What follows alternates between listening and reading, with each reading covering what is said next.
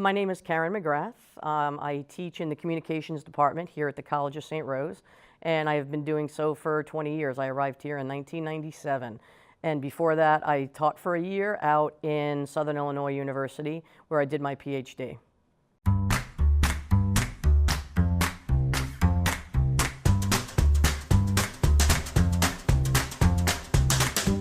For my undergraduate college, I went to the CUNY system, which is the City University of New York system, at York College in Jamaica, Queens. And so I was there first, then I came up here to SUNY Albany and did my master's, and then I went out to Southern Illinois in Carbondale in 1992, and then graduated from there in 96.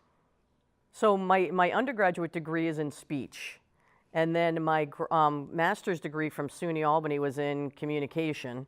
And then my PhD is in speech communication with an emphasis in philosophy of communication.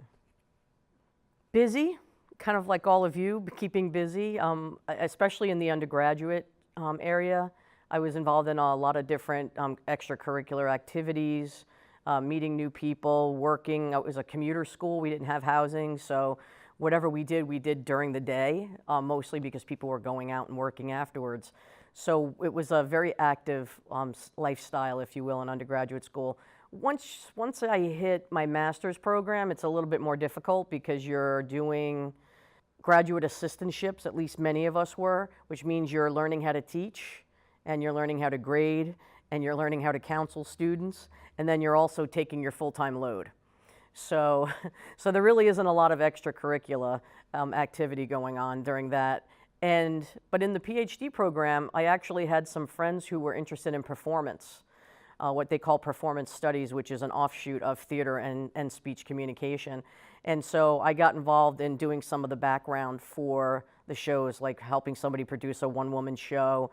And then they actually convinced me to perform in one, and I was like, oh my goodness, what am I doing? But I learned a lot from the experience because it wasn't just, for me, it wasn't just an entertainment mode, it was also an outlet for a lot of the, I need to be doing something else other than thinking about school, which was good. So also there we had a lot of assistantships as well. We taught our own classes there while taking a full load. So again, not a lot of extracurricular activities on campus. My partner's name is Sean, and we've been married now almost 17 years. I think this is our 17th year, going into our 17th year. And I don't have children, we don't have children, but we do have a 12-pound cat named Luna, who is a handful, so we're happy that we chose to go the cat route instead of the child route. I sometimes tell my colleagues I don't know how they raise children and teach and do all the other things they're doing, because it is a commitment in so many different levels and so many different ways. So that's my family. I do have two siblings. I have two brothers, one older and one younger. One lives in Florida and the other lives in New Jersey. And my parents are divorced, and my dad lives with my stepmom in Deer Park, New York, which I know some of our students know. And my mom lives down in West Palm Beach in a kind of like a retirement community. Why did I study speech? My funny story for this, at least it's funny to me, I don't know if it'll be funny to you, but my story is that I was a social work major, and in my first class, one of the instructors said, I'm going to get to know each and every one of you personally. And at the end of the class, she didn't meet up to that challenge, and so I said to myself, that's not what I want to do. If we're going to make promises as instructors, and then also social work instructors specifically, where you have to be engaging people, I thought that's not going to be for me, because if I let somebody down, I'm not going to be able to live with myself. So the summer that followed that course, I had to take a summer course, and I wanted to take biology to get my science out of the way, and it was closed by the time I got to register. So speech was open, and I had to take that. It was a requirement. So I said, it's only 6 weeks. I can do this. I don't like being in front of a group of people, so I'll just get it over with. And that 6 weeks changed my life. I was completely enthralled with what the instructor was doing, how he was helping us work through the process slowly. And so I said to him immediately after the class ended, I want to be a speech major. And he said, I want you to take the rest of the summer and think about it. And if you still feel that strongly when you come back in the fall, then let's have a conversation. And I did. I was just like, this is what I want to do. So it was a complete shock to me that that's what I wanted to do. So I became a speech major. But I also had a very strong interest in psychology. So when I went on for my master's, I wanted to do something more interpersonal communication related rather than rhetorical or speech oriented. So I did that, and then I went backwards, if you will, back to speech communication as a whole, where you can do a variety of things in the discipline, such as interpersonal, an educational component, a public relations component, and a philosophy component, and bring those all together and emphasize the importance of communicating with others. So I was able to kind of bring everything together throughout all of my years of schooling. But if biology wasn't closed, who knows what would have happened. I did not. If you mean career, like was I outside and then came back? No, I didn't have, like I wasn't a professional in a field that I was having a full-blown career.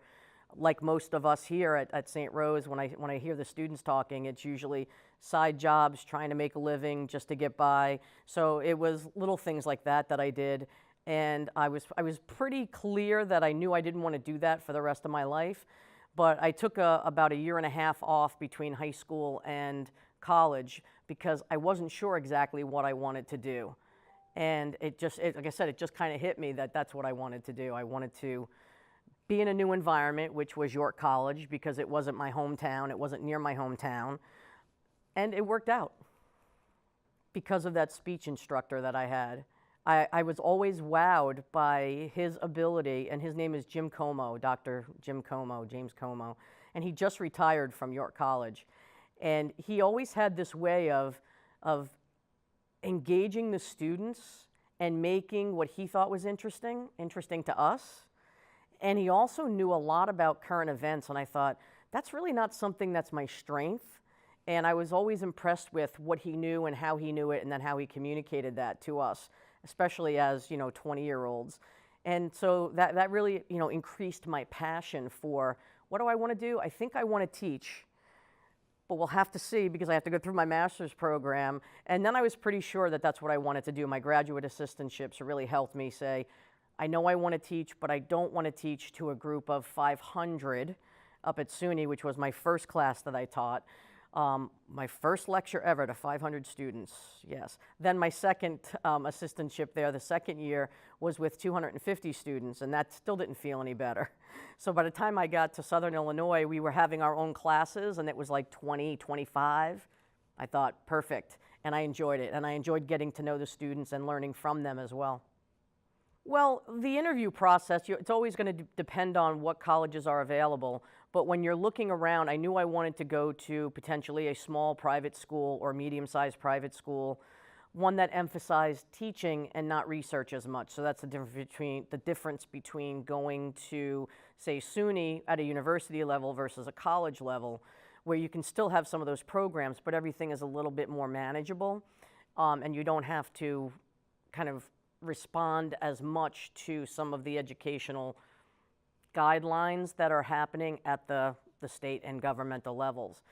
But specifically because of my teaching, and one of my friends who I met, who was actually a graduate of this program all those years ago, and is on our wall out there actually, Heath Boyce, Dr. Heath Boyce, he went to St. Rose, and so oftentimes there would be events and we would come down and we would go to like coffee houses in the Camelot Room, what is now the Camelot Room.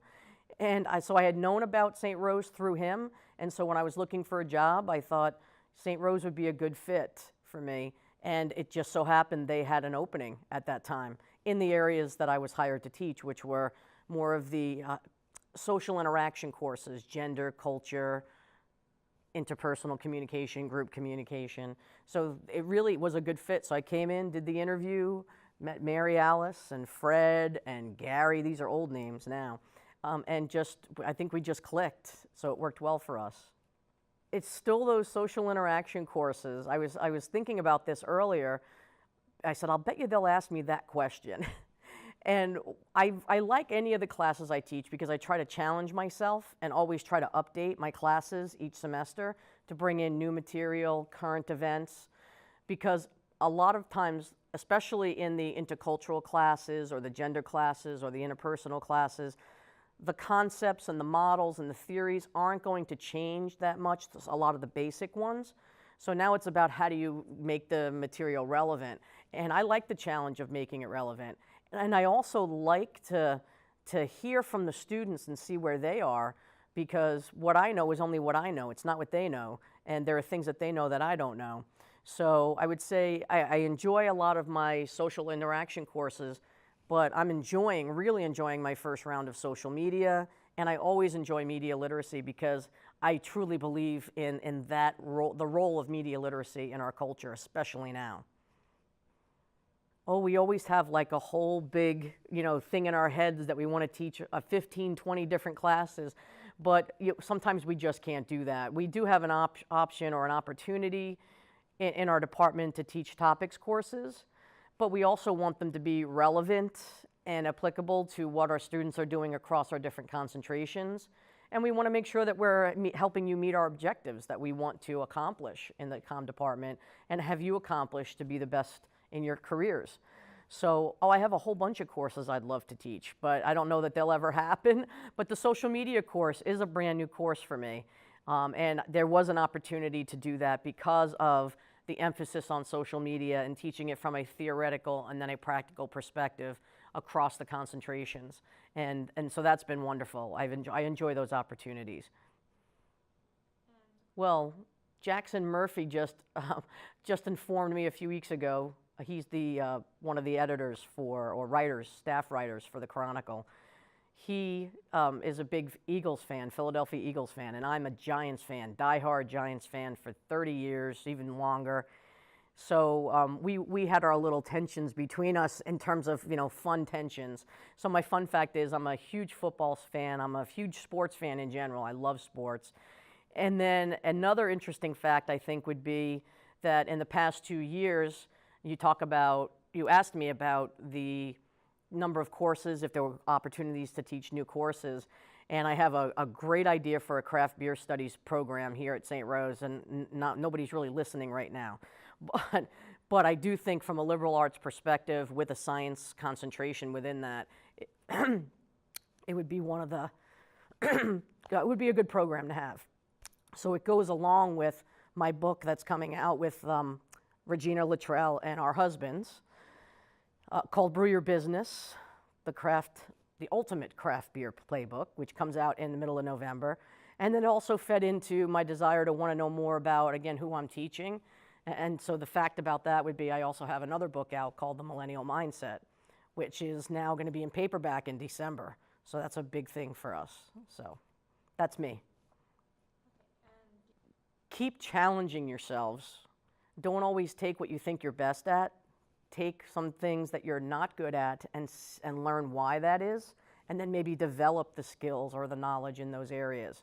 Not everybody's going to be great at everything, but you will find something, and more than anything, find your passion.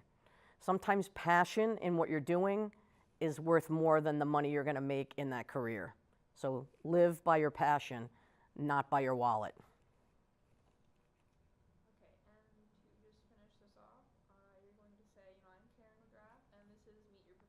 I'm Karen McGrath, and this is Meet Your Professor.